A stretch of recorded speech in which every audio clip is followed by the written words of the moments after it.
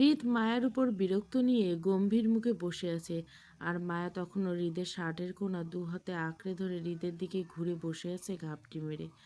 অসহায় ফেস করে হৃদের দিকে তাকিয়ে থেকে হৃদ মায়ার হঠাৎ এতটা সাহস কোত্থেকে এলো সেটাই ভেবে পাচ্ছে না এই মুহূর্তে। হৃদ মায়ের সাথে কোনো রকম কথা বলতে চাইছে না, কারণ হৃদের মায়ের উপর অনেকটা রেগে আছে প্রথম দিনের বিষয়টি নিয়ে। মায়ের হৃদকে নিজের থেকে দূরে থাকতে বলাটা হৃদ মেনে নিতে পারেনি একদম। তাই রেগে মায়ের সাথে এক প্রকার জিদ্দি ধরে দূরে দূরে থাকছে মায়ের থেকে। হৃদ নিহার সঙ্গীত অনুষ্ঠানে আসেনি যাতে মায়ের সামনে পড়তে না হয়, বিয়েতে আসতেও না, কিন্তু মায়ের উপর নজর রাখতে গিয়ে বিয়েতে আসতে বাধ্য হয়, কারণ জিদ ধরে তো আর মায়াকে হারাতে পারবে না। তাছাড়া মায়ের আর হৃদকে নিয়ে কে মাইন্ডস গেম খেলেছে জানার জন্য মূলত নিহার বিয়েতে আসা। নিহার বিয়ে সারাক্ষণ হৃদের নজর মায়ের উপরে ছিল, এক মুহূর্তের জন্য চোখের আড়াল করতে দেয়নি। যদিও মায়ের মনে হচ্ছিল উল্টোটা, হৃদ মায়ের থেকে তাকায়নি পর্যন্ত, কিন্তু হৃদ মায়াকে আড়াল থেকে চোখে চোখে রেখেছিল। হৃদ সেই রাগের রেশ ধরে এখন মায়াকে নিজের থেকে দূরে সরাতে চাইছে, কিন্তু তাও পাচ্ছে না মায়ের জন্য। মায়া এক প্রকার ঘাপটি মেরে চিপকে বসে আছে হৃদের সাথে। হৃদ ঘাড় ঘুরিয়ে মায়ের দিকে তাকাতে চোখে পড়ল মায়ের গাল ফুলিয়ে রাখা ফেসটা।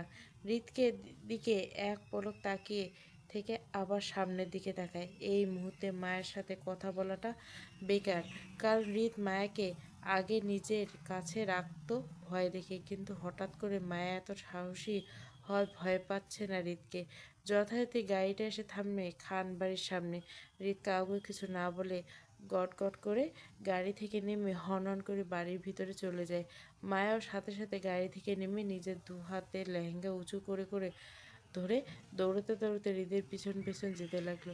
হৃদ নিজের রুমের সামনে আসতেই তখনও মায়া নিজের পিছন পিছন দৌড়াতে দেখে বিরক্ত নিয়ে হঠাৎ দাঁড়িয়ে পড়ে। মায়া পিছন ছিল, কিন্তু হৃদ হঠাৎ থেমে যাওয়ার কারণে মায়ের সাথে সাথে গিয়ে ভারী খায় হৃদের পিঠের সাথে। মায়া চমকে উঠে দ্রুত হৃদের দিকে তাকায়। মায়ের এমন কাজে হৃদ বিরক্ত নিয়ে পিছন ঘুরে তাকায় ওর দিকে, পরে তেজি গলায় মায়াকে উদ্দেশ্য করে বলে ওঠে, কী বাবা, সমস্যা কি? পেছন পেছন ছুটছো কেন আমার? হৃদ মায়ের হৃদের এমন তেজি সুরে কথা শুনে থমথমে গলায় আস্তে করে বলে, তো কি করব আমি? মায়ের এমন কথা হৃদ কপট রাগ দেখে বলে, কি করব মানে? কবে তুমি আমার কথা শুনছো যে আজকে তুমি শুনবে আমার কথা? যাও নিজের রুমে যাও, আমাকে একদম ডিস্টার্ব করবে না। হৃদের কথায় মায়া নাহুত সুরে গাল ফুলিয়ে ঠোঁট উল্টে বলে, যাবো না রুমে, একটু থাকি না আপনার সাথে, একটু থাকি না। একদমই না। এই তুমি যাবে এখান থেকে নাকি গুলি করব তোমাকে আমি? কথাটা বলে হৃদ আবারও জোরে জোরে ডেকে আসিফকে উদ্দেশ্য করলো, আসিফ, তোর ভাবির জন্য একটা বন্দুক নিয়ে আয় তো, তোর ভাবি আজকে আমার হাতে গুলি খেয়ে মানবে, তার আগে নয়। হৃদের কোমরে একটা বন্দুক থাকা সত্ত্বেও মায়াকে ভয় দেখানোর জন্য হৃদ আসিফকে শুনিয়ে শুনিয়ে আসিফের কথাগুলো বলে। হৃদের এমন কথা শুনে মায়ের মুহূর্তে ভয়ে সিটিয়ে যাওয়ার অবস্থায় উল্টে ঘুরে নিজের লেহেঙ্গা দুপাশ উঁচু করে প্রাণপণে নিজের দিকে দৌড়াতে থেকে পিছন ফিরে হৃদের দিকে তাকিয়ে চিৎকার করে বলে, আমি কিন্তু মোটেও আপনাকে ভয় পাই না। কথাটা বলে মায়ের নিজের রুমে ঢুকে যায় সাথে সাথে। হৃদ সেদিকে কিছুক্ষণ তাকিয়ে থেকে আস্তে আস্তে সেও নিজের রুমে চলে যায়। পরে ফার্স্ট এড বক্স নিয়ে নিজের হাতে গুলিটা বের করে ব্যান্ডেজ করে স্বস্তির হয়ে শাওয়ারের নিচে দাঁড়িয়ে থাকে কিছুক্ষণ। পরে কিছু একটা ভেবে নিজে শাওয়ার শেষ করে বাইরে বের হয়ে নিজের মাথাটা মুছতে মুছতে ফোনটা নিয়ে আসিফকে কল দেয়। ফোনে রিং হতেই স্ক্রিনে তাকিয়ে হৃদের নামটা দেখে দ্রুত গতিতে কলটা রিসিভ করে আসিফ। কলটা রিসিভ করতে হৃদ শান্ত সুরে আসিফকেও বলে রাখে, ডলি তার পরিবারকে কালকে দেখবে, আজকে ওদের সবাইকে এমনভাবে বাঁধতে রাখতে হবে। কথাটা বলে হৃদ আসিফকে কিছু না বলতে দিয়ে সাথে সাথে কলটা কেটে দেয়। রাত 10টা 26 বাজে। নিহার বিয়ের পর দিন খান বাড়ির এখনও মেহমানদের অনেকটাই ভিড় লেগেছে। ড্রয়িং রুমের সোফায় বেশ কয়েকজন বয়স্ক মহিলার আসর জমছে। তারা বিভিন্ন বিষয়ে আলোচনা সমালোচনা করেই যাচ্ছে তাদের মতো করে। বাড়ির ছেলেরা সবাই সকালের নাস্তা করে যে যার মতো কাজে চলে গেছে খানিকক্ষণ আগে। হেনা খান আবারও ডাইনিং সাজাচ্ছে নিজের হাতে কাউকে খাওয়াবে বলে। হেনা খানের এমন সাজানো দেখে নিঃশব্দে চেয়ার টেনে বসে পড়ল হৃদ নাস্তা করার জন্য। হেনা খান হৃদকে দেখে হাসি মুখে একে একে প্লেট সাজিয়ে রাখা নাস্তাগুলো দিতে লাগলো। হৃদ চুপচাপ নিজের নাস্তা করতে লাগলো।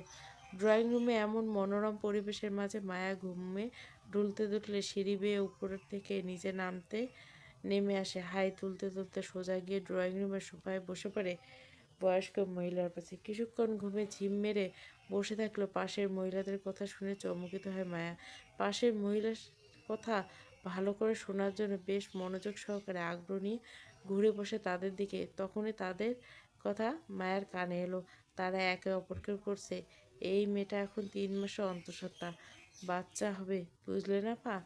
আমার মেয়েটার না বিয়ে হয়েছে আজ 1 বছর হলো। প্রথমে তো বাচ্চা হচ্ছিল না, পরে হাসপাতালে গিয়ে ডাক্তারের পরামর্শ নিয়েছি, তাই এতদিন আল্লাহ ওদের সংসার আলো করে কাউকে পাঠাচ্ছে আপা, বুঝলে না আপা? অনেকের বিয়ের পরেও বাচ্চা হতে লেট হয়, কারণ তারা বিয়েটা করে বাচ্চা নিতে চায় না তাড়াতাড়ি, তাই তাদের কষ্টটা বেশি হয়। অন্যজন মহিলাদের এমন কথায় বিচলিত হয় মায়া। তার নিজের তো বিয়ে হয়েছে, কই তার তো কোনো বেবি হচ্ছে না, এখন কি তারও বেবি হতে কষ্ট হবে অন্যদের মতো? কিন্তু সে তো আগে থেকে চাইতো তার একটা বেবি হোক, কিন্তু এখনও হচ্ছে না, এতে তার কি দোষ? মায়া এক মনে আরও কিছু ভেবে হঠাৎ মহিলার প্রশ্ন করে বসে, আচ্ছা বিয়ে হলে কি বাচ্চা হয়? আচ্ছা তাহলে আমার হচ্ছে না কেন? মায়ের এমন প্রশ্নে থতমত খেয়ে যায় পাশের মহিলাগুলো। বাচ্চার বিষয়টা একান্ত ব্যক্তিগত বিষয়, আর বিয়ে হলে যে বাচ্চা হবে এমন নয়। বিয়ে ছাড়াও বাচ্চা হচ্ছে, তবে সেটা অবৈধভাবে। কিন্তু এই মুহূর্তে এত কিছু বোঝানো সম্ভব নয় বলে মহিলাটি হাসি মুখে মাথা নাড়িয়ে সম্মতি জানায়, যার অর্থ হ্যাঁ, বিয়ে হলে বাচ্চা হয়।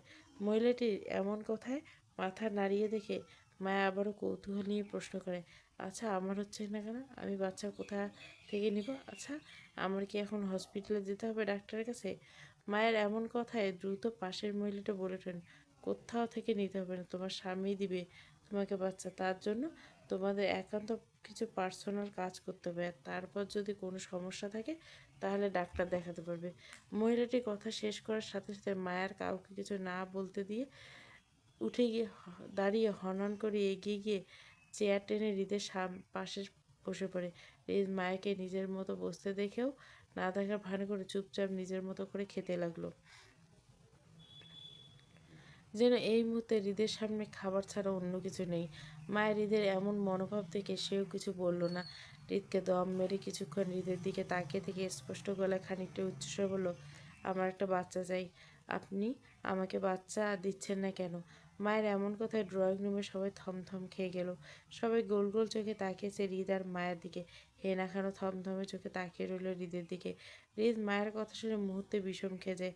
পায়েটা নিজের মুখ নিয়ে অনবরত কাঁচতে থাকে মায়ের কথায়। এই মুহূর্তে মায়া হৃদ মায়ের থেকে এমন কোনো কথা আশা করেনি। মায়ের জন্য জীবনে প্রথম অন্যের সামনে খানিকটা লজ্জা পেতে হচ্ছে তাকে। তাই নিজের জায়গায় বসে আস্তে করে চোখ বুলায় চারপাশে সবাইকে নিজের দিকে গোল গোল করে চোখে তাকাতে দেখে সাথে সাথে চোখ নামিয়ে নেয় হৃদ। মায়ের হৃদের থেকে কোনো উত্তর না পেয়ে আবার বলে ওঠে, কে হলো বলুন, আমার বাচ্চা কবে দিবেন আপনি? আমার একান্ত পার্সোনাল কাজগুলো কবে করব বাচ্চার জন্য? মায়ের এমন কথায় যেন হৃদ ভীষণভাবে বাজেভাবে ফেঁসে গেছে। এই মুহূর্তে এখানে না পারছে বসে থাকতে আর না পারছে উঠে যেতে। জীবনে প্রথম এমন পরিস্থিতির শিকার হৃদ, তাও তার বউয়ের জন্য। সাথে কাশিটা যেন আগের থেকে আরও দ্বিগুণ বেড়ে গেল মায়ের সাথে পাল্লা দিয়ে। মায়ের মায়ের চোখ মুখ খুশিতে চকচক করছে। সে হৃদকে কথাগুলো বলেই খুশিতে গদগদ হয়ে নিজের হাতের আঙ্গুলগুলো গণনা করে হৃদের সামনে 2 হাতে 10টা আঙ্গুল দেখে আপন গতিতে বলে, আমার 10টা বাচ্চা লাগবে, আপনি আমাকে 10টা বাচ্চা দিতে হবে। হৃদ মায়াকে এইভাবে হাতের আঙ্গুল দেখিয়ে বাচ্চা চাইতে দেখে কাঁচতে কাঁচতে এক হাতে পানির গ্লাস নিয়ে সেই পানিটা ঢক ঢক করে সম্পূর্ণ শেষ করার আগে মায়া আবারও হৃদের দিকে তাকিয়ে চিন্তার সঙ্গে বলে, কিন্তু আপনাদের বাড়ি তো অনেকটা বড়, তাই আমাকে অনেকগুলো বাচ্চা দিতে হবে আপনার থেকে। আপনাদের তো বড় বাড়িতে মাত্র 10টা বাচ্চা থাকবে, এটা কেমন দেখায়? মানুষ কি বলবে যে এত বড় বাড়িতে হয়েও মাত্র 10টা বাচ্চা? ছ্যা, বিষয়টা সাংঘাতিক খারাপ দেখবে। আর দাদা দাদির কত ইচ্ছে আছে আমাদের শত শত বাচ্চা থাকবে এই বাড়িতে। বাড়িতে সব জায়গায় শুধু আমাদের শত বাচ্চা থাকবে, আনাচে কানাচে। মায়ের মুখে শত বাচ্চার কথাটা শুনে হৃদের মুখের থেকে সাথে সাথে সবটা পানি ছিটকে ডাইনিংয়ে পড়ে যায়। আগের থেকে এখন নন স্টপ কাঁচতে কাঁচতে মায়ের দিকে করুণ চোখে তাকায়। মায়ের হৃদের এমন চাহনি দেখে কোনো খেয়াল নেই। এই মুহূর্তে তার চোখ দুটো বড় বড় হা করে হৃদের সামনে কল্পনা করতে থাকে। তার শত শত বাচ্চাগুলো খান বাড়ি সব জায়গায় ভরপুর হয়েছে। কল্পনা করে মায়া গোল গোল চোখে হৃদের দিকে উৎসুক দৃষ্টিতে তাকায়, নিজের করা প্রশ্নের উত্তরটা পাওয়ার আশায়। আর হৃদ কাশির সাথে সাথে এদিক ওদিক সবাইকে এক পলক দেখে সাথে নিজের দাদির দিকে হা করে তাকিয়ে থাকতে দেখে হৃদ খাবার শেষ না করে দ্রুত উঠে চেয়ার দাঁড়ায়। চেয়ার থেকে পড়ে আবার মায়ের দিকে এক পলক তাকিয়ে থেকে কাউকে কিছু না বলে নিজের রুমে যাওয়ার জন্য দ্রুত পা চালায়। এখানে আর এক মুহূর্ত থাকলে তার বউ তার সাথে বাকি না করা কাজগুলো সবার সামনে ননস্টপ বক বক করে বলে দিবে। কপাল করে বউ পেয়েছে একটা, কোটিতে এমন বউ খুঁজে পাওয়া যাবে না। কোটিতে কেন, এই পৃথিবীতে এমন একটা পিচ্ছি নেই যে বউকে সে নিজের সবসময় ভয় দেখে চলতো। আজ সেই বউ কিনা তারই বাঁচার জন্য এক বিশাল প্রকার পালিয়ে যাচ্ছে। সেই হৃদ কথাগুলো যেতে যেতে ভাবতে থাকে। মায়ের হৃদকে হঠাৎ ডাইনিং চেয়ারে থেকে উঠতে দেখে সেও দ্রুত চেয়ার ছেড়ে উঠে দাঁড়িয়ে হৃদের পিছন ছুটতে ছুটতে অধৈর্য গলায় তাড়া দিয়ে বলে, আরে কোথায় যাচ্ছেন? আপনি আমার বাচ্চা তো দিয়ে যান। আপনি আমার বাচ্চা কবে হবে? আর আপনি আমাকে বাচ্চা কবে দিবেন বলুন? মায়ের কথাগুলো হৃদের পিছনে ছুটতে ছুটতে বলেই যাচ্ছে ননস্টপ। আর হৃদ মায়ের কথাগুলো শুনে না শোনার ভান করে দ্রুত নিজের রুমের দিকে যাচ্ছে। এই মুহূর্তে মায়াকে এড়িয়ে যেতে চাইছে হৃদ, কারণ হৃদের যে বাকি কিছু অংশ ইজ্জতটা বেঁচে আছে সেটা আর হারাতে চায় না। তাই মায়াকে এই মুহূর্তে কিছু না বলাটাই শ্রেয় মনে হচ্ছে হৃদের। মায়া হৃদকে তার কথা গুরুত্ব না দিয়ে দেখে আবারও খানিকটা তেজি সুরে বলে, আরে শুনুন না, আপনি বুঝতে পারছেন না আমার সমস্যাটা। সত্যি বলছি, আমার বাচ্চা হচ্ছে না তো। আসুন না, আমরা একান্ত পার্সোনাল কাজগুলো সেরে ফেলি তাড়াতাড়ি। আরে শুনুন, সিঁড়ি দিয়ে উঠতে উঠতে আপনি বলুন না কবে নিয়ে যাবেন আমাকে হসপিটালে, ডাক্তারের কাছে? ভালোবাসেন না তো আমাকে? না বললাম তো, কিন্তু কেন? আমার গার্লফ্রেন্ড আছে তাই। আর তোমার মতো অত্যাধুনিক মডার্ন মেয়ে আমার জন্য না। আর তোমার পিছনে লেবেল কি তো কাউকে খুঁজো, আমার পিছনে পড়ে না থেকে। আপনি মিথ্যে কেন বলছেন আমাকে? আমি জানি আপনার কোনো গপ নেই। আর এখন আপনি কিন্তু আমাকে অপমান করছেন। আপনার জন্য নিজেকে আরও চেঞ্জ করে নিয়েছি আমি, তারপরেও কেন আপনি আমাকে এতটা অপছন্দ করেন সেটাই তো বুঝতে পারছেন। আমি সবসময় আপনার মন মতো হওয়ার চেষ্টা করি, আপনার ছোট বড় সব দিকে খেয়াল রাখার চেষ্টা করি। তারপর আপনি রোজ তো আমাকে কাঁদিয়ে চলে যান। আপনার দ্বারা সেটা কেমন করে আমার সাথে জানতে চাইছি আমি, চোখ মুখ শক্ত করে। ফিয়ার এমন কথায় আরিফ ফিয়ার দিকে ঘুরে তাকায়, পরে খানিকটা রেখে দাঁতে দাঁত চেপে বললে, বলতে বাধ্য নয় আমি, তোমাকে আমার পছন্দ নয়, ব্যাস আমার থেকে দূরে থাকো। কথাটা বলে আরিফ রেগে এখান থেকে চলে যেতে নেয়, তার আগে পাশ থেকে ফিয়া শক্ত করে আরিফের হাতটা ধরে, দেওয়ালের সাথে চেপে ধরে শক্ত করে। ফিয়ার এমন করে হাতটা ধরায় আরিফের রাগটা যেন মাথায় চেপে বসে। সাথে সাথে ঝটকা দিয়ে নিজের হাতটা ছাড়িয়ে নিয়ে শক্ত হাতে ফিয়ার গাল চেপে ধরে নিষ্ঠুরভাবে পরে চোখ মুখ শক্ত করে বলে, আমাকে যতটা সহজ দেখতে ততটা কিন্তু সহজ নয় আমি। আমাকে ভালো ভাবতে যেও না ভুলো। আর তোমাদের মতো মেয়েদের চরিত্রের দোষ আছে একটা না, একটা ছেলে বরাদ্দ থাকে তোমাদের জন্য। আর খুঁজে খুঁজে ছেলে পাচ্ছ না তাই আমার কাছে চলে এসেছো, তাই না? আমার চরিত্রহীন মেয়েদের প্রতি কোনো রকম ইন্টারেস্ট নেই। শুরু থেকে তুমি হয়তো জানো না, তাই এতদিন ধরে আমার পিছনে পড়েছ। এখন বলে দিয়েছি, এখন নিজের লেবেলকৃত কাউকে খুঁজে নাও। দাঁতে দাঁত চিপে কথাগুলো বলে এক প্রকার ধাক্কা মেরে ফিয়ার হাতটা ছেড়ে দিয়ে হনহনিয়ে এখান থেকে চলে যায় আরিফ। আর ফিয়া অশ্রুসিক্ত চোখে আরিফের যাওয়ার দিকে তাকিয়ে থেকে দেওয়াল ঘেঁষে আস্তে করে বসে হাঁটু ভাঁজ করে সেখানে নিজের মাথাটা লুকিয়ে শব্দ করে কান্না করে দেয়। সে সত্যি আরিফকে ভালোবাসে, আরিফের জন্য নিজের সাথে নিজের পোশাকও চেঞ্জ করে নিয়েছে। সে আগে কখনো প্রেম করেনি, বিদেশে থাকলেও কখনো প্রেমটা করে হয়ে ওঠেনি ফিয়ার। তার বিদেশি অনেক ছেলে মেয়ে বন্ধু আছে, তাদের সাথে সে সবসময় চ্যাটিং করতো, কিন্তু তাদের কারো সাথে কখনো অন্য কোনো সম্পর্ক ছিল না। তাই আজকে আরিফ চরিত্রহীন বলাটা মেনে নিতে পারছে না। চেয়ারে হাত পা বাঁধা অবস্থায় বসে আছে ডলি, তার বাবা মা, আর তার সামনে চেয়ারে পায়ের উপর পা তুলে বসেছে হৃদ।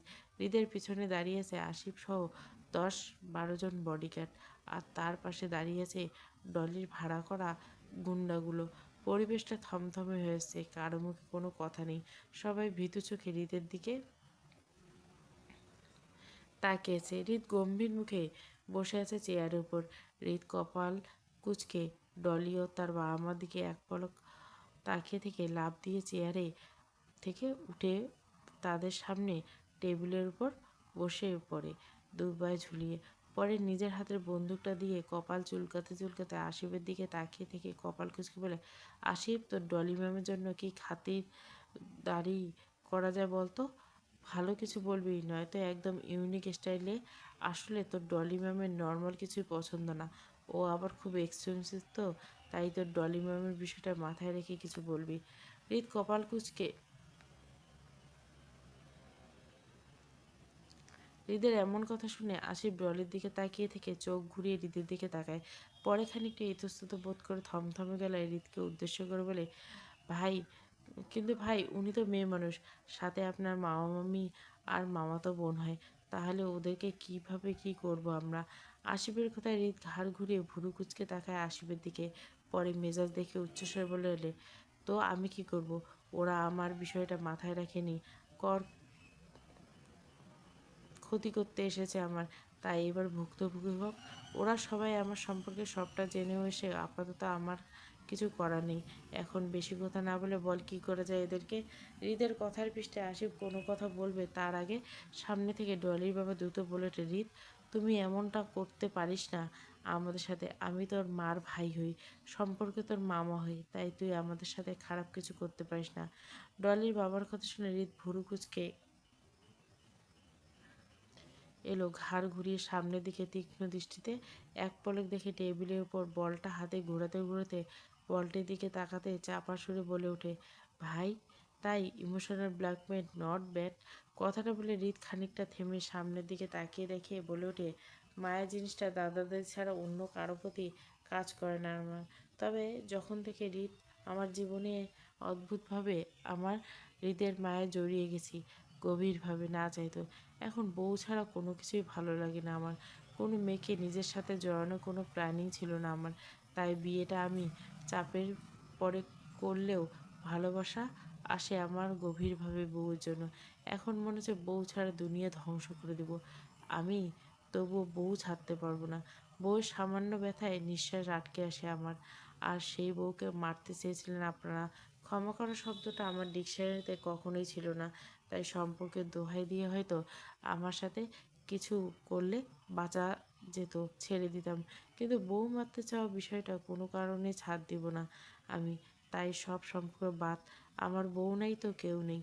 আর আপনাদের এখন ছেড়ে দিলে নেক্সট টাইম আবার আমার বউকে মারতে চাইবেন, তাই তো এটা তো হতে দিতে পারবো না। বউকে নিয়ে তো আর কোনো রকম রিস্ক নিতে পারবো না। কথা বলে ঘাড় ঘুরিয়ে আসিফকে বলে ওঠে, আসিফ, যা তো, তোকে যা করতে বলেছিলাম সেই কাজগুলো কর গিয়ে তাড়াতাড়ি, ওরা ওয়েট করছে তো। হৃদের কথা আসিফ দ্রুত গলা বলল, জি ভাই। আসিফ কথাটা বলে যেতে যেতে পাশ থেকে চিল্লিয়ে উঠে ডলি, হাত পা বাঁধা অবস্থায় সর্বশক্তি দিয়ে ছোটাতে ছোটাতে হৃদকে উদ্দেশ্য করে, হৃদ, প্লিজ তুমি আমাদেরকে ছেড়ে দাও, আমরা কেউ আর তোমার বউকে মারতে চাইবে না, প্লিজ, ভুল হয়ে গেছে। ডলির এমন কথায় হৃদ বাঁকা হাতের বালাটা দেখতে দেখতে বলে, ইন্টারেস্টিং, বিড়াল বলছে সে আর মাছ খাবে না, এটাকে আমার মেনে নিতে হবে? সরি। প্লিজ রিত, খারাপ কিছু করো না, আমাদের ছেড়ে দাও, আমরা এই দেশ ছেড়ে চলে যাবো, আর আসবো না এই দেশে কখনো। ডলির মা, আপাতত কারো কথাই রাখতে পারছি না আমি, আমার যা করার আমি করব। আর বাকি কথা বলার আগে আসিফ হৃদের সামনে এসে দাঁড়িয়ে পড়ে, হৃদের বলা কাজগুলো করে। হৃদ চোখ তুলে আসিফের দিকে তাকাতে আসিফ নিজ গতিতে এগিয়ে এসে হৃদের বসা টেবিলের পাশে কতগুলো পেপার রাখে। পরে আসিফ পিছন ফিরে ইশারা করতে একজন গার্ড এসে ডলির পায়ের নিচে ফুটন্ত গরম পানি রেখে দেয়। পরে সেই ফুটন্ত পানির সাথে সাথে ডলির পা ডুবিয়ে চেপে ধরে। ডলির সাথে সাথে চিৎকার করে ওঠে প্রাণপণে।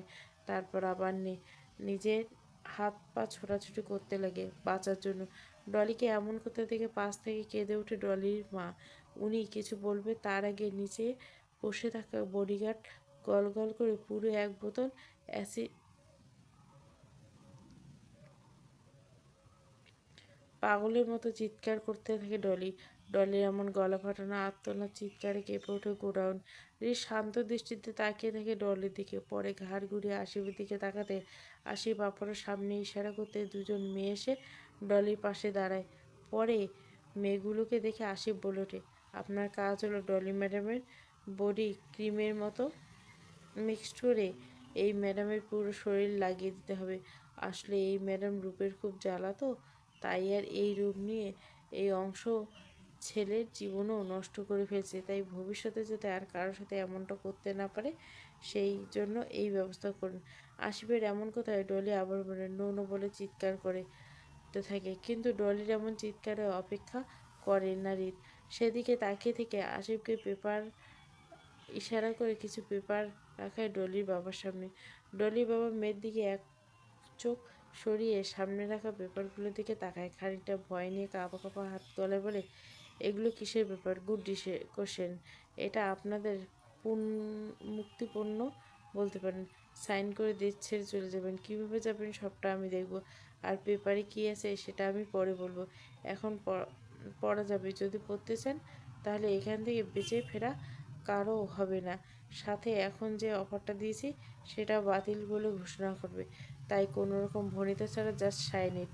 হৃদের এমন শান্ত গলায় ভয়ানক হুমকিটা বুঝতে পারছেন উনি। এখন যদি হৃদের কথা মতো কাজ না করে তাহলে সত্যি সত্যি হৃদ সবাইকে মেরে দিবে। সাথে নিজের মেয়ের করুণ অবস্থা তো উনি নিজের চোখে দেখতে পাচ্ছেন। তাই করুণ চোখে সবাইকে এক পলক দেখে নিয়ে আস্তে করে পেপারগুলোতে সাইন করে দেয়। সাইন করতেই আসিফ সেগুলো নিয়ে হৃদের হাতে তুলে দেয়। হৃদ পেপারগুলোকে এক পলক দেখে আপন মনে বলে ওঠে, ডলি তোর তো খুব পছন্দ টাকা, পছন্দ পাওয়ার, সৌন্দর্য, তাই না? তার জন্য তো আমার বউকে মারতে চেয়েছিলে, কারণ সব কিছু আমার কাছে আছে। তাই এখন তোর কাছে কিছুই নেই, টাকা পাওয়ার সৌন্দর্য সবটা হারালি।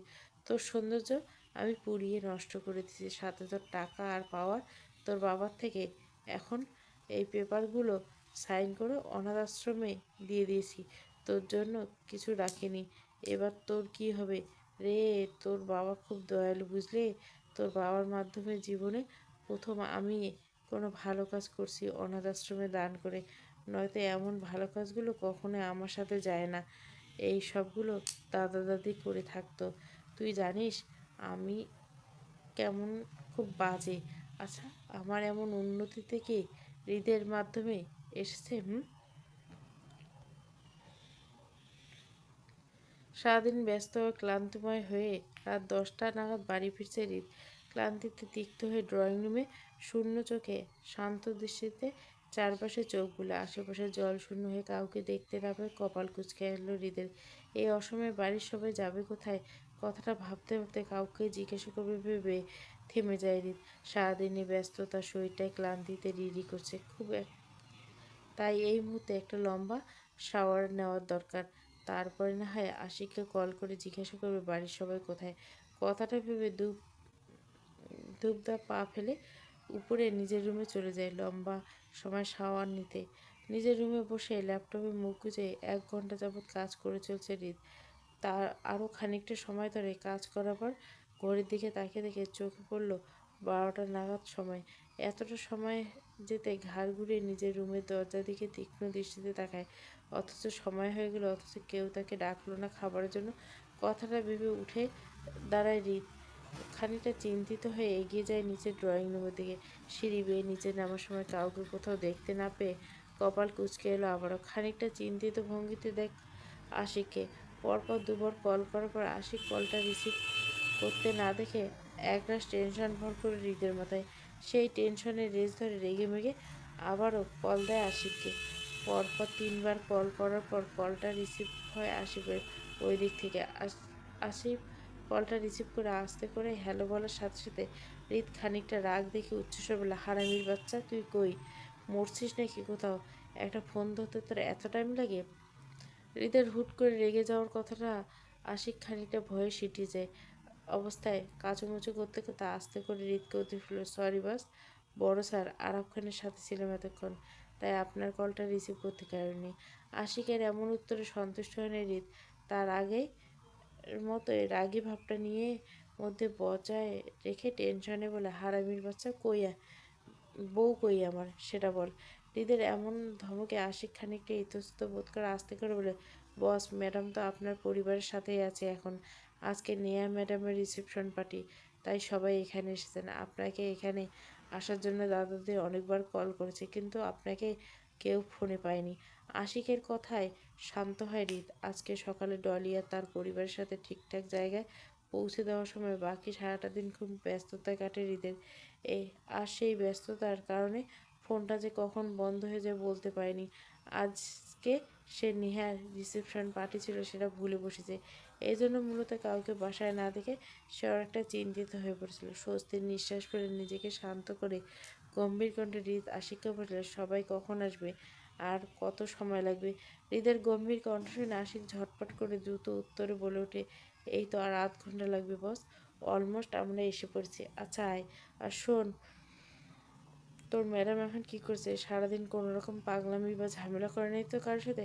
বস, ম্যাডাম তো এখন আপনার দাদির সাথে গাড়িতে বসেছে, কিন্তু মনে হয় কোনো কারণে ম্যাডাম রাগ করে আছে। আর সারাদিন একটা বারের জন্য আপনার দাদিকে ছেড়ে কোথাও যায়নি, না খুশি মনে কারোর সাথে কথা বলছে। কেমন একটা মনমরা হয়েছিল রিসেপশন পার্টিতে। চিন্তিত সুরে আশিকের কথাগুলো শুনে হৃদ কিছু না বলে আশিকের কলটা কেটে দিয়ে হালকা কপাল কুঁচকে এক পলক ফোনটার দিকে তাকিয়ে থেকে ভাবতে থেকে হঠাৎ করে তার বউ মনমরা হয়ে থাকার কারণ কি হতে পারে? সে চাইলে তার বউকে কিছু জিজ্ঞাসা করতে পারবে না এই মুহূর্তে, কারণ সে ইচ্ছে করে রাগ দেখে বউকে থেকে দূরে দূরে থাকছে সেদিনের পর থেকে। বউয়ের থেকে দূরে দূরে থাকলেও বউয়ের প্রতিটা সেকেন্ডে খবর রাখছে পদে পদে। কথাগুলো ভেবে হৃদ আবারও সিঁড়ি বেয়ে উপরে নিজের রুমে চলে যায়। আপাতত তার অন্য কারো হাতে খেতে পছন্দ না। হেনা খান না থাকায় না খেয়ে শুয়ে পড়তে হয়। সকাল 8টা বাজে। খান বাড়িতে নতুন মেহমানের আমেজে ভরপুর। আর এত উৎফুল্লের কারণ হলো নিহা আর ফয়সালকে নিয়ে। ওদের নিয়ে এখন সবাই মহব্যস্ত আপ্যায়নে। নিহা আর ফয়সালের রিসেপশন পার্টি, তাদেরকে আসতে হয় খান বাড়িতে নিয়ম রক্ষাতে। আর সেই নিয়ম রক্ষাতে সূত্র ধরে খান বাড়ির সবাই এখন এত এত ব্যস্ততার মূল কারণ। মায়ের সেই ব্যস্ততার সাথে পাল্লা দিয়ে আড্ডায় মেতে ওঠে সবাইকে নিয়ে। যদিও মায়ের মন মানসিকতা ভালো নেই, তারপর সবার সাথে নিজেকে মানিয়ে নেওয়ার চেষ্টা চালিয়ে যেতে আড্ডায় বসতে হয় মায়েকে। নিয়া, ফয়সাল, আরিফ, সাহিল, ফয়সালের চাচাতো ভাই, শিখা, ফয়সালের চাচাতো বোন, সবাই একসাথে বসে গল্প করলো। আরিফ সবার থেকে খানিকটা দূরত্ব বজায় রেখেছে। আরিফ সবার সাথে বসে থাকলেও তার মনও স্থির করে আছে কাজের মধ্যে। সকাল সকাল কিছু জরুরি কাজের জন্য ল্যাপটপ নিয়ে বসে থাকতে হচ্ছে তাকে।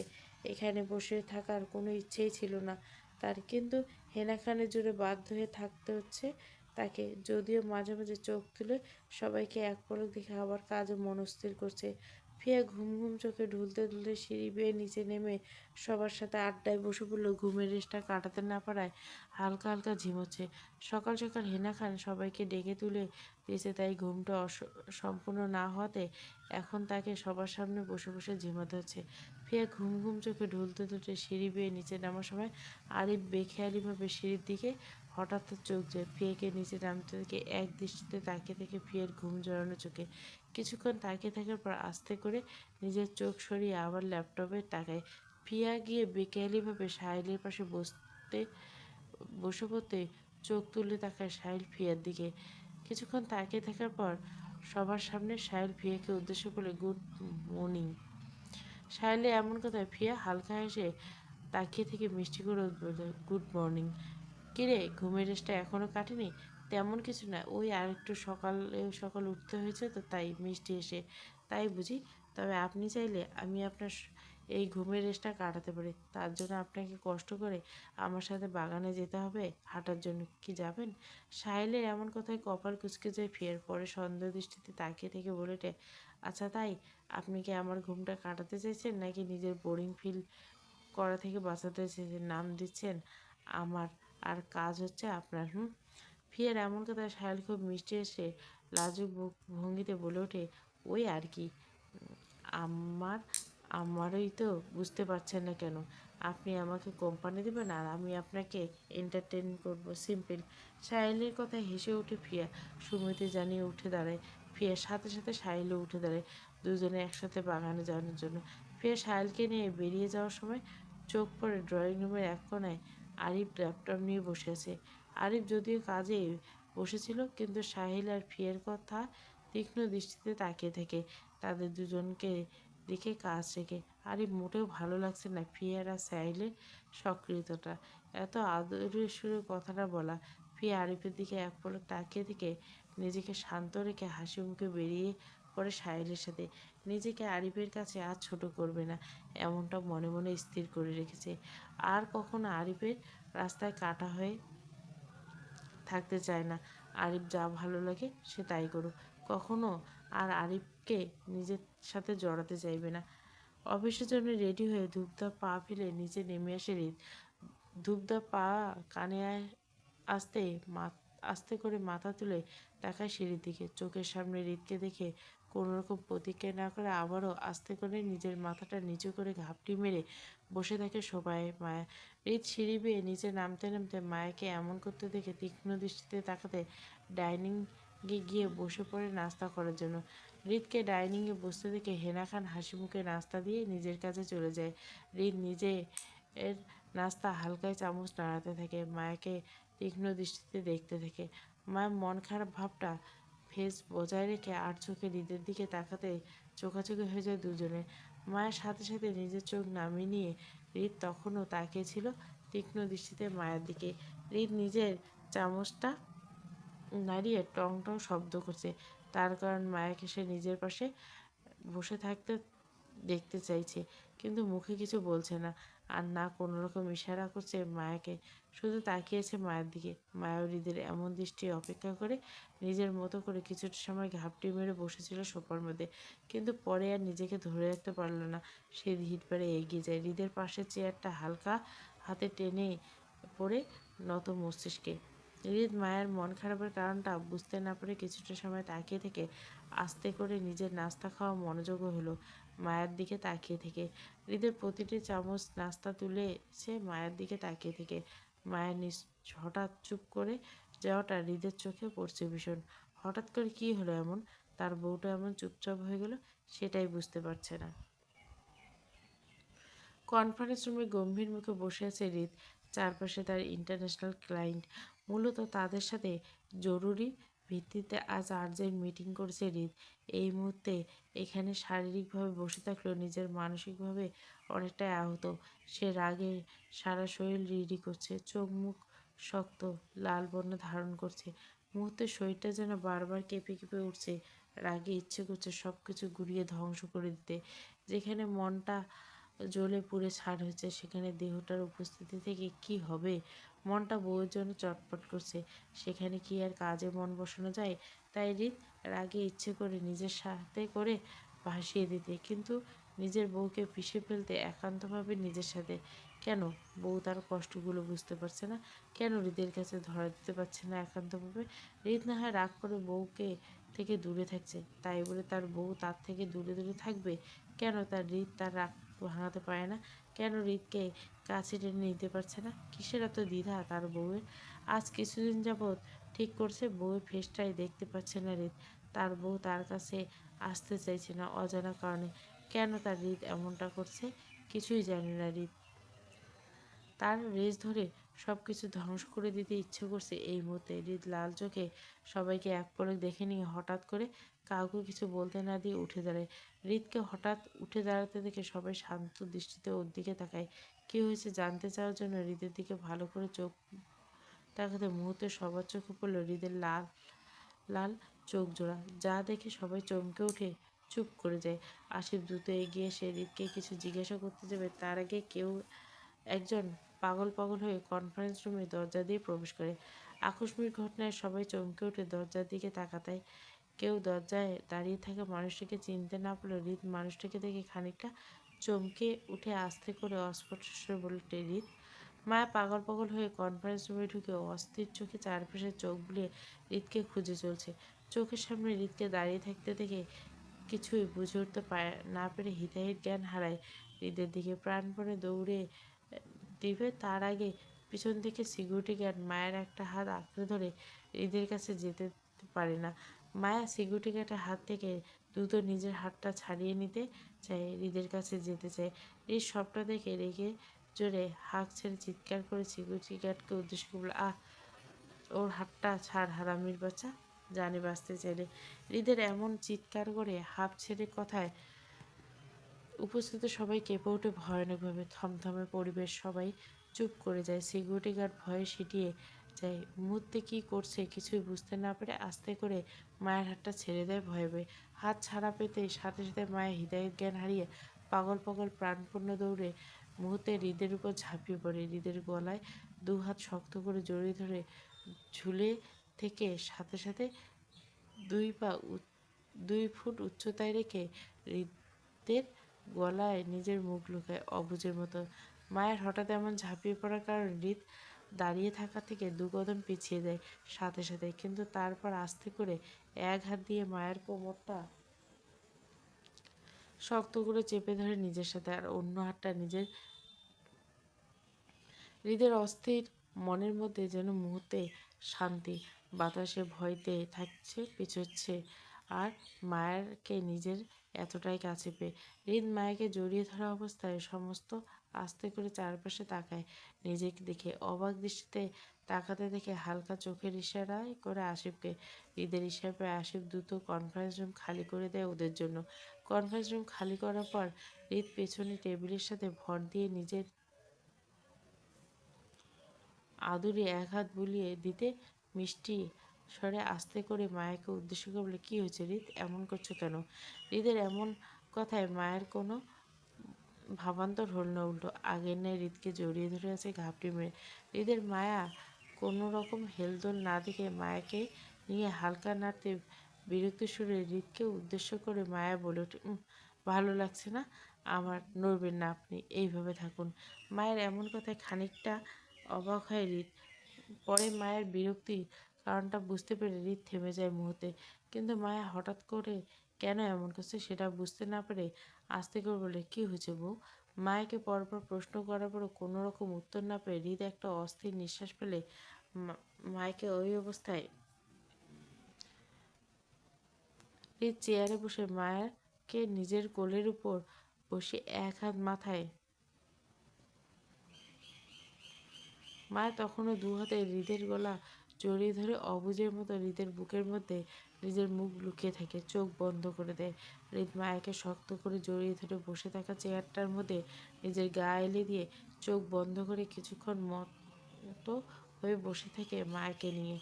নিস্তব্ধ পরিবেশ, মায়ের চোখ বন্ধ করে রাখা অবস্থায় হৃদকে উদ্দেশ্য করে বলে, আমি আপনার সাথে থাকতে চাই। মায়ের এমন কথায় হঠাৎ হৃদ চমকে ওঠে, চোখ খুলে ওই অবস্থায়, কেন হঠাৎ তোমার এমনটা কেন মনে হলো? আমার আপনাকে ছাড়া কিছুই ভালো না লাগে না, কেন জানি সব কিছু অসহ্য অসহ্য লাগে আপনার আমার কাছে। আপনাকে এক পলক না দেখলে নিজেকে কেমন পাগল পাগল লাগে, তখন মনে হয় কেনই নেই আপনি আমার কাছে, আর এটাই আমি সহ্য করতে পারছি না এতদিন যাবৎ। তাই তো আজকে আর নিজেকে ধরে রাখতে পারিনি আপনার থেকে দূরে থাকতে, তাই আশিক ভাইয়াকে জোর করে এখানে নিয়ে এসেছি পাগল পাগল হয়ে। এখানে আসার পর আপনার সিকিউরিটি গার্ডগুলো ভিতরে ঢুকতে দিচ্ছিল না। আমাকে বলছে আপনি নাকি ইম্পর্টেন্ট মিটিং করছেন, আমাকে চলে যেতে হবে এখান থেকে। কিন্তু আমি তো আপনাকে ছাড়া থাকতে পারছিলাম না, তাই আপনার গার্ডকে ধাক্কা মেরে চলে এসেছি এখানে আপনার কাছে, আপনার সাথে থাকতে চাই বলে। প্লিজ আমাকে রেখে দিন না আপনার সাথে, আহত সুরে। মায়ের এমন আহত সুরের কথায় হৃদের মনে মুহূর্তে প্রশান্তির হাওয়া বইতে থাকে। মায়া এমন কেন করছে সবটাই বুঝতে পারে সে। তার বউ তার প্রেমে পড়ছে গভীরভাবে, আর সেটা বুঝতে পেরেছে বলে এমন পাগলামি করছে তার সাথে থাকার জন্য।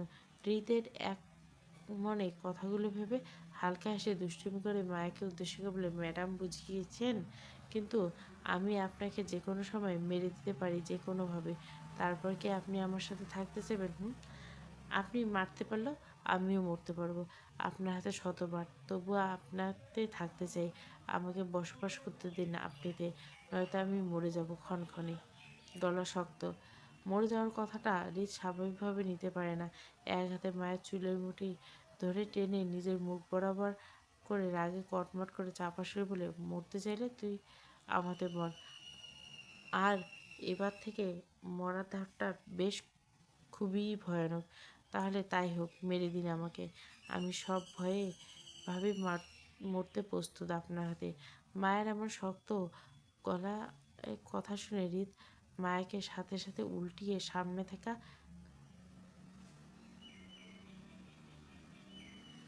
পরে দৃষ্টি তার মায়ের চোখে মুখে রেখে বলে, তাই তাহলে তোমার এই প্রস্তুতিটা আমার কাজে দিবে রোজ রোজ, আর সাথে দিবে তোমার অসহনীয় যন্ত্রণা, যাকে বলে প্রেমময় যন্ত্রণা। হৃদের কথায় মায়ের নিজের চোখ বন্ধ করে স্বাভাবিক কণ্ঠে বলে ওঠে, আপনি জড়িত সব কিছু আমার মঞ্জুর গভীরে। মায়ের এমন কথায় হৃদ উৎফুল্লিত হয়ে তেজি সুরে হাসি মুখে বলে, আহ ম্যাডাম, আপনি এবার শেষ। কথাটা বলে হৃদ মায়াকে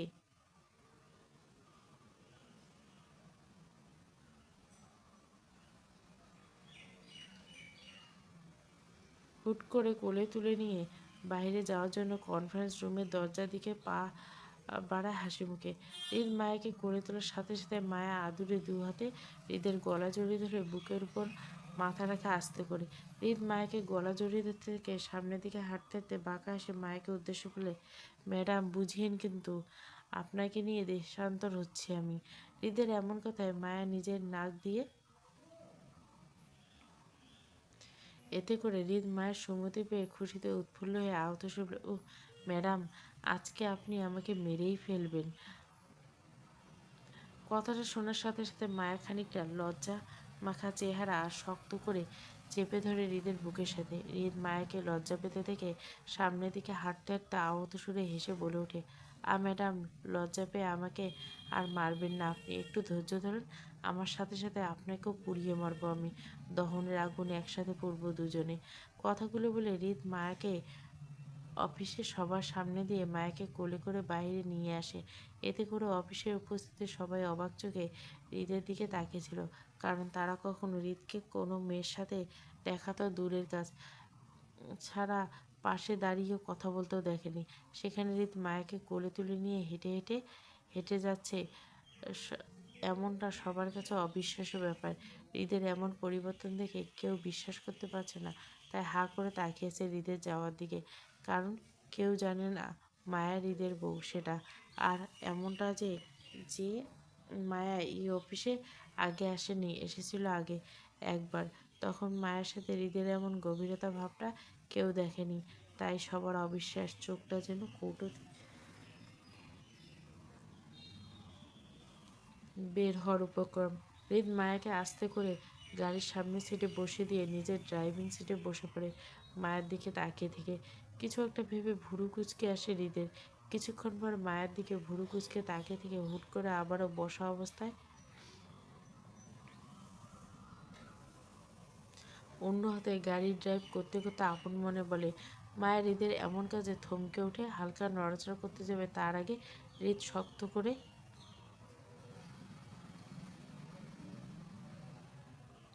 কোনো রকম নড়াচড়া নয়, এইভাবে বসে থাকো, আমার এইভাবে ভালো লাগছে। হৃদের পাগলামিতে মধ্য হয়ে মায়া নিজের দুহাত দিয়ে হৃদকে জাপটে ধরে বুকে মাথা রেখে চুপচাপ ঘাপটি মেরে বসে থাকে হৃদের কোলের উপর। হৃদ মায়াকে শান্তভাবে বসে থাকতে দেখে ড্রাইভ করতে করতে বিবাহ জীবনের দীর্ঘ 1 বছর পর হৃদ আর মায়া দুজনের আজ একসাথে মনের কথাগুলো প্রকাশ করছে একে অপরের সঙ্গে। হৃদ তার বাচ্চা বউকে কাছে পেয়েছে অনেকদিন পর। সে কি সেটা কি এমনি এমনি যেতে দেবে, নাকি প্রশ্নই ওঠে না।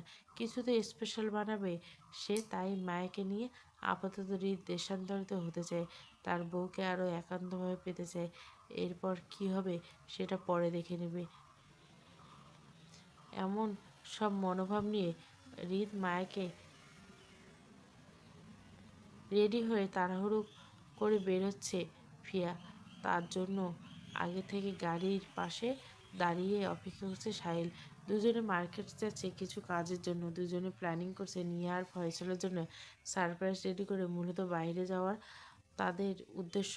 তাই ফিয়ে ফোন করে আগেই বলে রেখেছে সাহিলকে এখানে আসতে। তাই সাহিল ফিয়াকে নিতে এসে হাজির হয়ে খানবাড়ির গেটের সামনে। ফিয়া সাহিলকে দাঁড়িয়ে থাকতে দেখে হাসি দিয়ে এগিয়ে যায় সামনের দিকে। ফিয়াকে হাসি মুখে এগিয়ে যেতে দেখে কেউ শুষ্ক নজরে তাকিয়ে থাকে এদিক সেদিক। বাগানে একপাশে চেয়ারে বসে কাজ করছিল আরিফ। সাহিলের গাড়ি হর্ন শব্দ শুনে চোখ তুলে সেদিকে ফিয়াকে তাড়াহুড়ো করে বের হতে দেখে শুষ্ক দৃষ্টিতে তাকিয়ে থেকে সেদিকে। ফিয়ার বেশি বেশি ছেলেদের সাথে মেলামেশাটা পছন্দ না, তা সেই জন্যই ফিয়াকে নিজের জীবনে জড়াতে চায় না আরিফ। আরিফের ধারণা ফিয়া নাকি বিদেশি, বিদেশির মধ্যে প্রেম ভালোবাসা বিশ্বাসী নয়, শুধু মজা করে সবটা উড়িয়ে দেওয়ায় বিশ্বাস স্থাপন করে। কিন্তু আরিফেতে উড়ন্ত ভালোবাসা চাই, তার তো এমন একটা হাত চাই যেটা শক্ত করে ভাবে তাকে আর তার পরিবারকে আগলে রাখতে পারবে। আর সেই শক্ত হাত অন্তত ফিয়া হতে পারে না, কারণ ফিয়ার পরিবেশ আর তার পরিবেশের সাথে আকাশ পাতাল পার্থক্য। তাই কিছু জিনিস দূরে থাকাই ভালো। দূরে থাকার জন্য সে নিজেও চলে যেত, কিন্তু তার পরিবারের সাথে অনেক আগেই কিছু বিজনেস অ্যাসোসিয়েটের জন্য ঢাকায় থাকতে হচ্ছে। তারপর নিজের বোনের শ্বশুরবাড়িতে থাকার ইচ্ছে ছিল না কোনো কালে। সে কোনো হোটেলে গিয়ে উঠত, কিন্তু হেনা খানের জড়াজড়িতে সে কোথাও যেতে পারেনি। এখানে থাকতে হচ্ছে বাধ্য হয়ে। তাই দুটো কাজটা শেষ করে এখান থেকে যেতে চাইছে। নদীর পানিতে পা ডুবিয়ে পাশাপাশি দাঁড়িয়েছে হৃদ ও মায়া। পরন্ত বিকেলে সূর্য পশ্চিম আকাশে ঢলে ঢলে ভাব। চারপাশে গোধূলির আলোমাখা লাল আলোকসজ্জা। আকাশপথ ধরে সোজা নদীতে এসে পড়েছে, আর সেই আলোর রশ্মিতে নদীর পানিগুলো লাল মুক্তোর মতো চিকচিক করে। হালকা ঝিরিঝিরি বাতাসের সাথে প্রকৃতির এমন মনোরম দৃশ্য উৎফুল্লতা দৃষ্টি তাকে উপভোগ করছে মায়া। চোখে মুখে এক মুগ্ধতা ছেয়ে গেছে গভীরভাবে। হাত বাড়িয়ে যেন ছুঁয়ে দিতে চাইছে একান্তভাবে। মায়ের সাথে সাথে হৃদ সাক্ষী হয়েছে এই প্রকৃতির দৃশ্যে। হৃদ পশ্চিম আকাশে সূর্যের দিকে তাকিয়ে থেকে শান্তভাবে মায়াকে উদ্দেশ্যে বলে গেলে, এই জায়গাটা যে আমার পছন্দের জায়গা তেমন কিন্তু কিছুই নাই। আমি এখানে কখনো আসিনি, তবে মাঝে মাঝে এই নদীর পাশে যে রাস্তাটা আছে সেটা নিয়ে যাওয়ার জায়গা আসার সময় চোখে পড়তো এই জায়গাটা। এখানে কখনো আসিনি, আমি তোমাকে নিয়ে প্রথম এসেছি।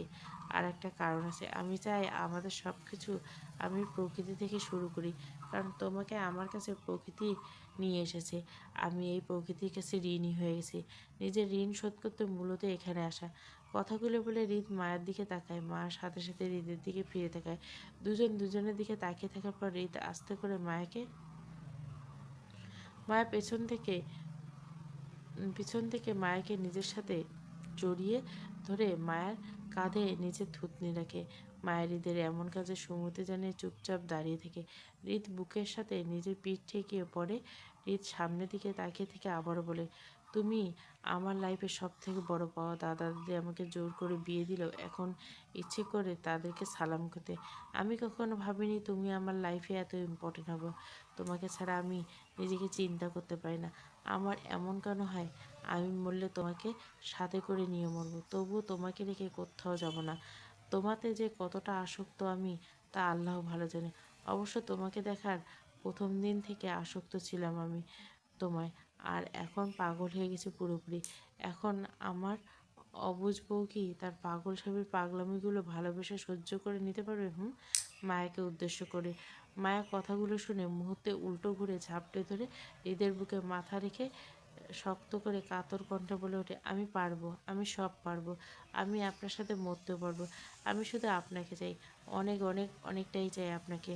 মায়ের এমন কাতর কণ্ঠ শুনে হৃদ নিজের দু হাতে মায়াকে জড়িয়ে ধরে শক্ত করে প্রশান্তির নিঃশ্বাস ফেলে চুপ করে থাকে দুজনে কিছুক্ষণ। হৃদ নিজের কপালে আলতো করে একটা নিজের চোখ আপনা আপনি বন্ধ হয়ে যায়। মায়াকে চোখ বন্ধ রাখতে দেখে হৃদ দুষ্টু এসে বজা করে, বউ কি আরও আদর পেতে চাইছো নাকি? হৃদের এমন কথায় মায়ের সাথে সাথে নিজের চোখ খুলে হৃদের দিকে তাকায়। হৃদ কি বলতে চাইছে কিছু বুঝতে না পারে অসহায় ফেস করে তাকিয়ে থাকে। হৃদ মায়ের এমন দৃষ্টির মানে বুঝতে পেরে হেসে আবারও বলে ওঠে, চোখ বন্ধ রাখছো যে? তুমি কি শ্বাসরুদ্ধকর রোগে আক্রান্ত হতে চাও নাকি? মানে আমি কি এখন আদর লাগবে আমার থেকে? চাইলে আমি দিতে পারি। আমি কি বলো? আচ্ছা, তুমি কি বাকি কাজগুলো এখানেই সারতে চাও নাকি? চোখ মেরে হৃদের কথার মানে এবার বুঝতে না পারে গোল গোল চোখে তাকে কনফিউজ হলো। মানে মায়াকে মানে করতে দেখে হৃদ আস্তে করে মায়ের কানে কাছে ফিসফিস করলে। হৃদের এমন কথায় মায়া মুহূর্তে চমকে ওঠে। নিজের দু হাত দিয়ে হৃদ পরে নদীর অল্প পানিতে এলোমেলোভাবে দৌড়াতে থাকে, হাসতে থাকে। আকস্মিক ঘটনায় তাল সামলাতে না পারে দু কদম পিছিয়ে যায় হৃদ। মায়াকে নদীর পানির সাথে এলোমেলোভাবে দৌড়াতে দেখে সাথে সাথে মায়ের হাসির ঝলকানো শব্দে হৃদের সাথে সাথে নিজের বাম হাত দিয়ে বুকের বাম পাশটা হৃৎপিণ্ড চেপে ধরে শক্ত করে পরে মায়ের দিকে তাকে আহত সুরে বলে, আহ, মরেই যাব। কথাটা বলে সাথে সাথে হৃদ মায়ার পেছন পেছন দৌড়াতে থাকে মায়াকে ধরার জন্য। পানির উপর দুজনের লাগামহীন ছোটাছুটির পর হৃদ হাত বাড়িয়ে মায়াকে ধরে ফেলে। পরে শক্ত হাতে পিছন থেকে মায়ের কোমর চেপে ধরে মায়াকে উপরে তুলে গোল গোল করে ঘুরে মায়াকে নিয়ে জায়গাটা আস্তে করে বসে পড়ে পানির পর। দুজনে দুজনাতে মত্ত হয়ে চুপটি করে বসে থাকে। হৃদ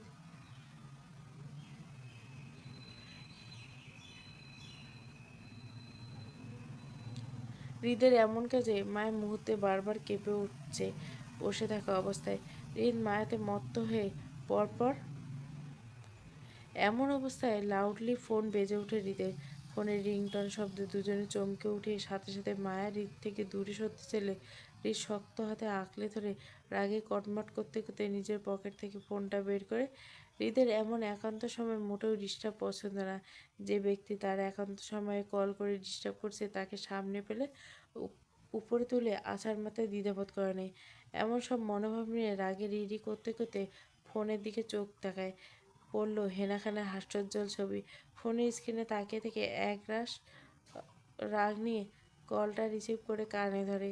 নিজের ফোনের ওপাশ থেকে হেনা খান কিছু বলবে তার আগে হৃদ রাগে কটমট করতে করতে বলে, দাদি, তুমি কি ঠিক করে রেখেছো তুমি আমার প্রেমের ভিলেন হবা?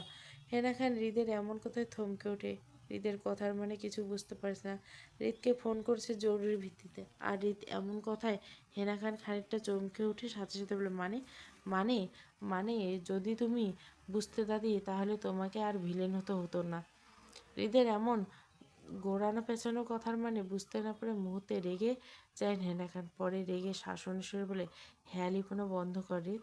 আমি এমনিতে টেনশনে আছি, আমার সোনামাকে কোথাও খুঁজে পাচ্ছি না। তোর দাদাভাই লোক লাগিয়েছে খুঁজতে, তুই লোক লাগিয়ে আমার সোনামাকে খুঁজে এনে দে। নিজের দাদিকে চিন্তিত হতে থেকে মুহূর্তে শান্ত হয়ে যায় হৃদ। পরে হেনা খানকে সান্ত্বনা দিয়ে বলে, টেনশন করো না দাদি, তোমার সোনামা আমার কাছে আছে। আমি বাকি কথা হৃদের বাকি কথাগুলো শেষ করার আগে উত্তেজিত কণ্ঠে হেনামা বলে, ও তোর কাছে কি করছে? তুই এক্ষুনি আমার সোনামাকে আমার কাছে নিয়ে। দাদি, তোমার সোনামাকে আমি খেয়ে ফেলবো না তো। তোমার সোনামা কিন্তু আমার বউ হয়।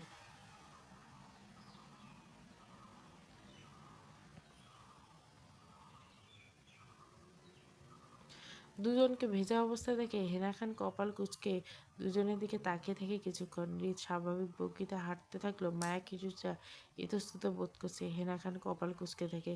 হৃদ হেনা খানের ভাবভঙ্গি বুঝতে পেরে চুপচাপ দাঁড়িয়ে থাকে। হেনা খান দুজনের দিকে তাকিয়ে থেকে সন্দেহ নিয়ে বলে, এই তোরা দুজনে ভিজলি কী করে? হেনা খানের তদারকি বিষয়টা হৃদ স্বাভাবিক ভঙ্গিতে নিতে পারলেও মায়া খানিকটা ভয় পেয়ে যায়। হেনা খান কে চুরি করে ধরা পড়ার যে ভয়টা থাকে মানুষের মধ্যে, মায়া ঠিক একই অবস্থা। হৃদের কাছে স্বেচ্ছায় গেছে, এটা যদি হেনা খান জানতে পারে তবে মায়ের কী অবস্থা হবে সেটা চিন্তা করে ভয়ে কাঁচুমুচু করতে থাকে মায়া। হেনা খান মায়াকে দেখতে পেয়ে এক সন্দেহ দৃষ্টিতে যেন আরও এক ধাপ এগিয়ে যায়। হেনা খান সন্দেহকর দৃষ্টিতে মায়ের দিকে তাকাতেই দেখে হৃদ কথা ঘুরানোর জন্য তাৎক্ষণিকভাবে বলে, ভেজা বড় কথাটা নয়, তোমার সোনামা ফিরে এসেছে সেটাই বড় কথা। আর তুমি ডিটেকটিভের মতো ইন্টারোগেটিভ কেন করছো? হৃদের কথায় শক্ত গলা বলে, আমার করাটা অযৌক্তিক নয় হৃদ, তুই সেটা ভালো করে জানিস। এখন বল, ওকে কোথায় পেয়েছিস? হেনা খানের কথায় স্বাভাবিক কণ্ঠে বলে, আমি আশিককে বলে হৃদকে আমার কাছে সে নিয়ে গেছিলাম। সন্দেহ নিয়ে সেনা খান বলে, কেন? ওর কি কাজ? কি কাজ লেগে লেগেছে? হেনা খানের কথাটা পাল্টা যাবে বলে, দাদি তোমার নাতিন আমার বউ হয়, আর আমি আমার বউকে আমার কাছে নিয়ে যেতেই পারি। ঈদের এমন পাল্টা জবাবে যান রেগে যান হেনা খান। সেই রাগের বশবর্তী হয়ে কপট রাগ দেখে উচ্চস্বর বলে, একদম বাজে কথা বলবি না তুই। মায়া তোর বউ হলে তুই ওকে বউ বলে কবে মেনে নিছিস যে অধিকার খাটাতে এসেছে? হ্যাঁ, আর আমার সোনামার থেকে দূরে থাকবি। হেনা খানের কথার মানে বুঝতে পেরে হৃদ স্বাভাবিক ভঙ্গিতে বলে, দাদি সময় এর সাথে মানুষ নিজ গতিতে পরিবর্তন হয়। হৃদের এমন কথায় হেনা খান শক্ত গলায় তেজি সুরে বলে, সময় পরিবর্তন হলে তুই হতে পারিসনি, কারণ সময় তোর হিসাব মতো চলে। আমি তোর সাথে আমার সোনামাকে রেখে কোনো রকম বিপদ বাড়াতে চাই না, তাই আজকের পর থেকে ওর আশেপাশে ঘুরঘুর করবি না, এটাই আমার শেষ কথা। হেনা খানের কথা হৃদ জেদ ছুড়ে বলে, পারবো না তোমার শেষ কথা রাখতে। বউ আমার, বউ থেকে দূরে থাকতে হলে আমাকে দরকার হলে বউ নিয়ে দেশান্ত হয়ে যাব আমি, তবুও বউ ছাড়ছি না আমি। আর আমার যখন বউ লাগবে তখন আমি নিজের থেকে এসে বউ উঠিয়ে নিয়ে যাব, তবু বউ চাই, আমার বউ নিয়ে নো কম্প্রোমাইজ। রাগ নিয়ে বলল, এই তুই কি পাগল হয়ে গেলি? হেনা খানের কথায় হৃদ রাগ নিয়ে সুপ্ত কণ্ঠে বলে, বিয়ে করো, বিয়ে করে করে পাগল বানিয়ে বিয়ে জোর করে করালা আমাকে, এখন এন্ড অফ দ্য মুমেন্টে এসে বউ, আমার বউ চাই, এখন নাকি সেই বউ থেকে দূরে থাকতে হবে আমাকে। ওয়াও জোশ!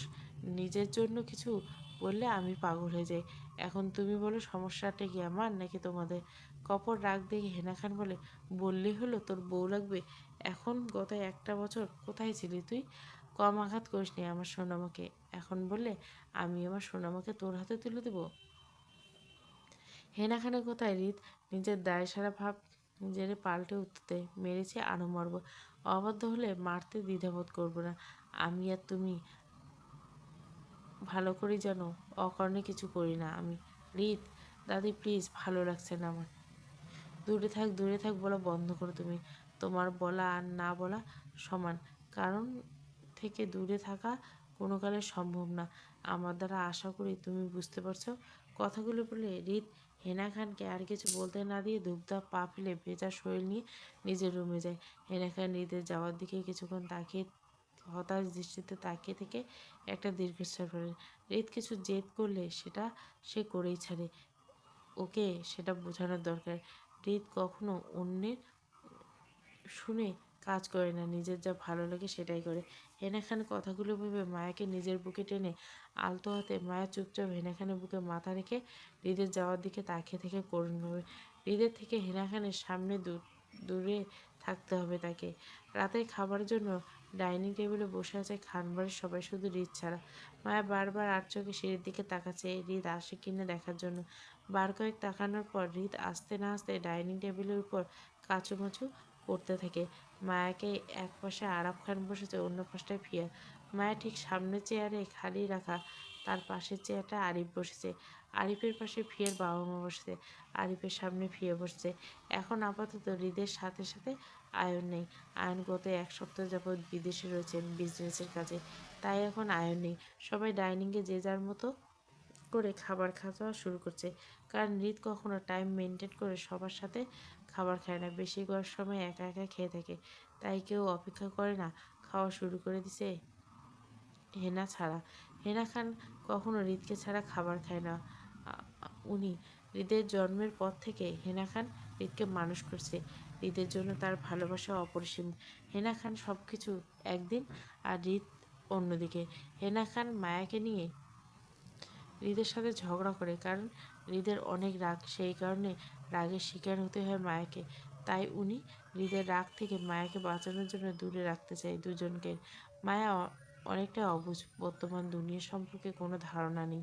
হেনা খান সার্ভেন্টদের দিয়ে সবাইকে খাবার বেড়ে দিচ্ছে, আর সিঁড়ি বেয়ে ধূপধাপ পা ফেলে শব্দ করে নিচে নেমে আসে হৃদ। হৃদকে নামতে দেখে মায়া চমকে ওঠে, সেদিকে তাকায়, আর সাথে সাথে চোখ পড়ল হৃদের দিকে। হৃদের দিকে তাকাতে চোখ বড় বড় হয়ে আসে মায়ের, অবাক করা দৃষ্টিতে তাকিয়ে থাকে হৃদের দিকে, কারণ হৃদ ফর্মাল স্টাইলে কালো টি শার্ট আর কালো ট্রাউজার পরে কিনার লুক নিয়ে ডাইনিংয়ে এসে মায়ের সামনের চেয়ারটাতে বসে পড়ে। মায়া তখনও হাঁ করে তাকিয়ে থেকে হৃদের দিকে। হৃদ তখনও মায়াকে লক্ষ্য করেনি। চেয়ার টেনে বসতে হেনা খান হাসি মুখে হৃদকে খাবার প্লেট এগিয়ে দেয়। পরে হাসি মুখে আলতো করে হৃদের মাথায় হাত বুলিয়ে দিয়ে মায়ের পাশে চেয়ারটাতে বসে পড়ে আস্তে করে। হৃদ খাবার টেবিলে সামনে নিয়ে চোখ তুলে তাকায় সামনের দিকে, মায়ের দিকে। মায়া নিকে দিয়ে হাঁ করে তাকাতে দেখে কপাল কুঁচকে এলো হৃদের। পরে নিজের দিকে একবার এক পলক তাকায়, আবার মায়ের দিকে তাকায়। মায়া হাঁ করে তাকানোর মানে বুঝতে পেরে দুষ্টু হাসে হৃদ। পরে মায়ের দিকে তাকিয়ে থেকে নিজের একটা ভুরু উঁচু করে ইশারা করে। ইশারা করার পর মায়ের কোনো হেলদোল না দেখে হৃদ টেবিলের দিকে তাকিয়ে স্মিত হাসে। বউ তার প্রেমে হাবুডুবু খাচ্ছে, তাই সবার সামনে পাগলামো করছে। হৃদ মাথা তুলে আবারও মায়ের দিকে তাকাতে মায়া তখনও নিজের দিকে স্থির দৃষ্টিতে তাকিয়ে থাকতে দেখে হৃদ সতর্ক চোখে চারপাশে সবাইকে এক নজর দেখে নেয়। আপাতত কেউ তাদের দিকে তাকাচ্ছে না। আবার আস্তে করে মায়ের দিকে তাকায় হৃদ। মায়ের দিকে তাকিয়ে থেকে মাথায় একটা দুষ্টু বুদ্ধি আটকিয়ে নিজের একটা হাত ঠোঁটের এক সাইডে ঢেকে মায়কে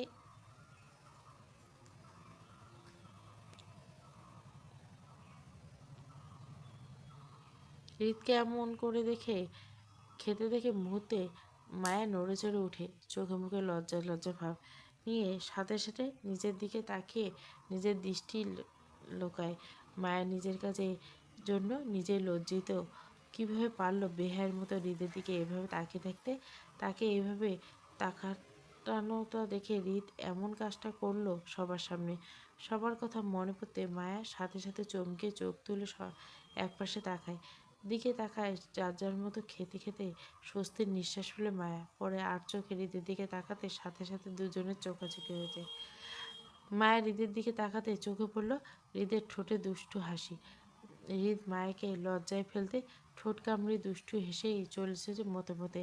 মায়ের হৃদের এমন কাণ্ড দেখে সাথে সাথে আবারও নিয়ে নজর নিচের দিকে করে ফেলে।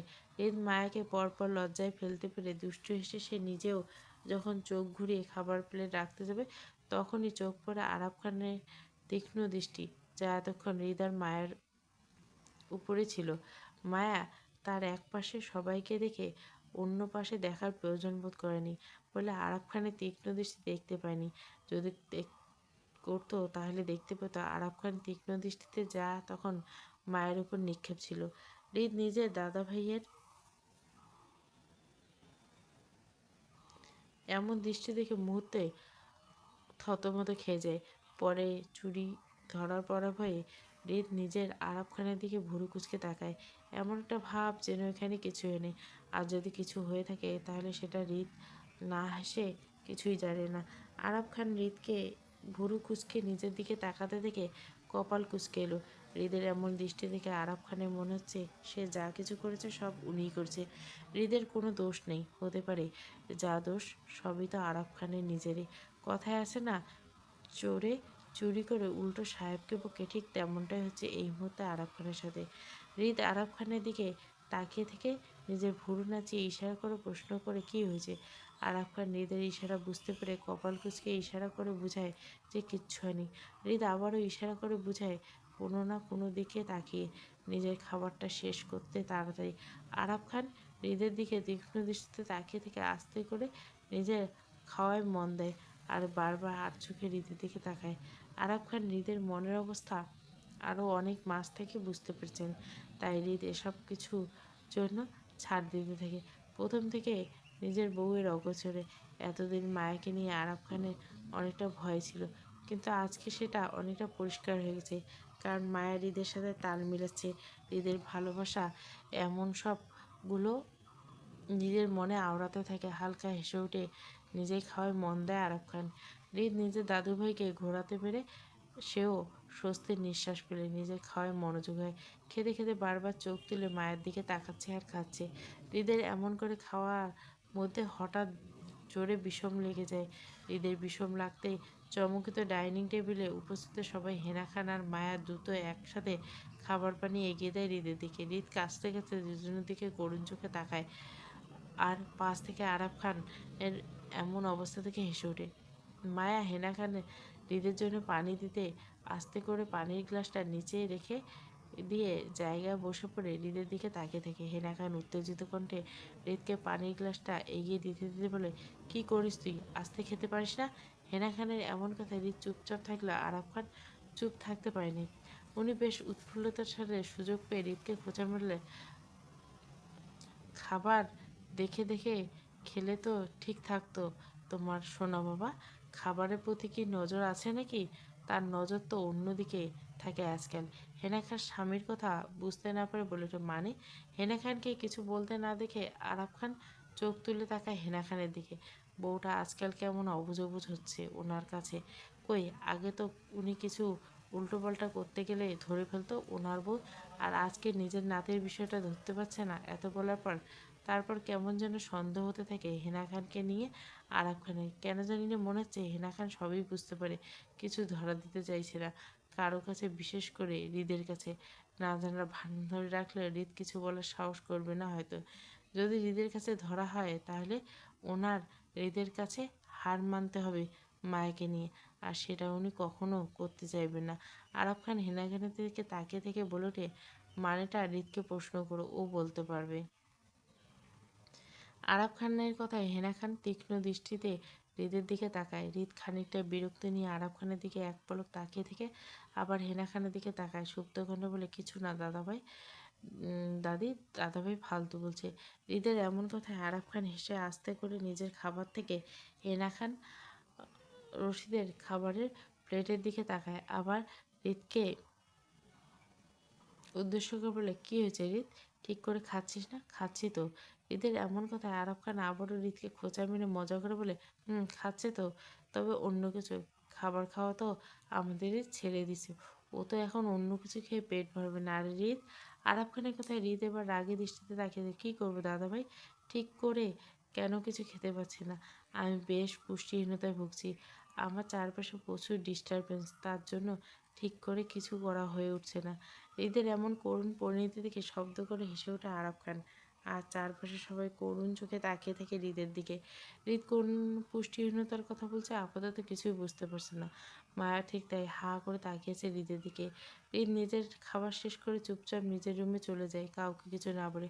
মায়া চুপি চুপি হৃদের চাওয়ার দিকে বেশ কয়েকবার তাকায়, পরে সবার সাথে মায়া নিজের খাবার শেষ করে হেনা খানের সাথে নিজের রুমে চলে যায়। কিন্তু মায়া বেশ অস্থিরতায় ভুগতে থাকে ঈদের জন্য। মায়ের হঠাৎ করে ঈদের কাছে ছুটে যাওয়ার জন্য প্রবল ইচ্ছে জাগে, কিন্তু হেনা খানের জন্য সেই ইচ্ছেটা দমে রাখতে পারেনি, কারণ হেনা খান মায়াকে ঘুম পাড়িয়ে তারপর নিজের রুমে যায়। এখনও তাই হচ্ছে। হেনা খান মায়াকে ঘুম পাড়ানোর চেষ্টা করছে বরাবরের মতো। মায়া একরাশ কষ্ট নিয়ে চটপট করতে করতে ঘুমিয়ে যায়। খানিক বাদে মায়াকে ঘুমিয়ে পড়তে দেখে হেনা খান মায়ের কপালে আস্তে করে একটা চুমু খেয়ে নিজের রুমে চলে যায়, দরজাটা বাইরে থেকে লাগিয়ে দিয়ে। গভীর রাত। হৃদ নিজের রুমে সুইমিং পুলের সামনে কাউচের উপর বসে আছে, নীল পানির দিকে নিজের দৃষ্টি স্থির রেখে। মনটা বেশ চটপট করছে বউয়ের জন্য।